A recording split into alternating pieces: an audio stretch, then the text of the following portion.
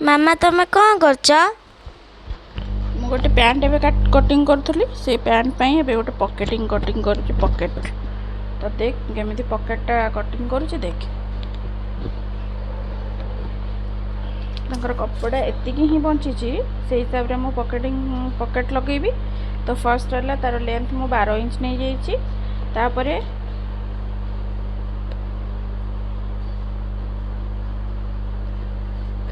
ଏଇଠି 7 ଇଞ୍ଚର ମାର୍କ କରିବି। ଏଇଠୁ ବି ଏମିତି 7 ଇଞ୍ଚର ମାର୍କ କରିବି।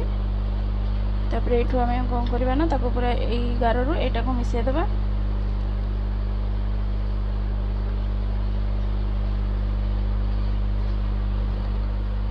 ତାପରେ ଏଇ 7 ଇଞ୍ଚରୁ 2 ଇଞ୍ଚ ଉପରକୁ ନେବା, ଗୋଟେ ମାର୍କ କରିବା। ତାପରେ ଏଇଠୁ ପାଖାପାଖି 1.5 ଇଞ୍ଚ ଆମେ ସିଧା ଗାରଟେ ଟାଣିବା। ତାପରେ କ'ଣ କରିବା ନା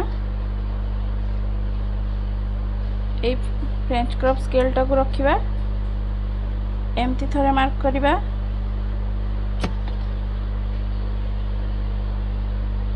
ତାପରେ ଏମିତି ଥରେ ମାର୍କ କରିବା।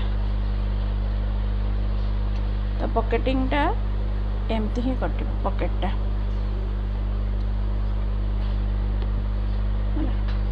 ତାପରେ ଆମେ ଏଠୁ ଯେତେବେଳେ ଜଏଣ୍ଟ କରିବା ଉପରୁ 2 ଇଞ୍ଚ ଛାଡ଼ିଦେବା। ତାପରେ 5.5 ଇଞ୍ଚରେ ଗୋଟେ ଗାର ଦେବା।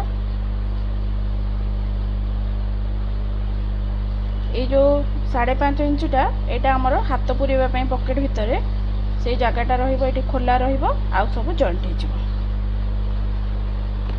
ଏବେ ମୁଁ ଏଇଟାକୁ କଟିଂ କରିଦେଉଛି।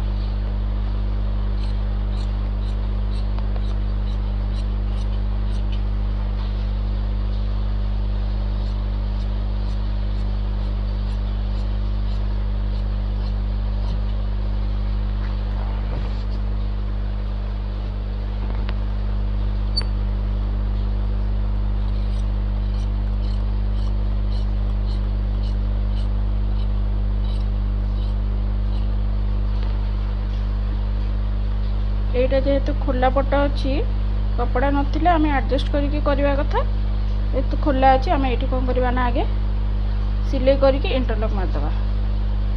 ତାପରେ ପକେଟଟା ଏଠି ଜଏଣ୍ଟ କରିବା।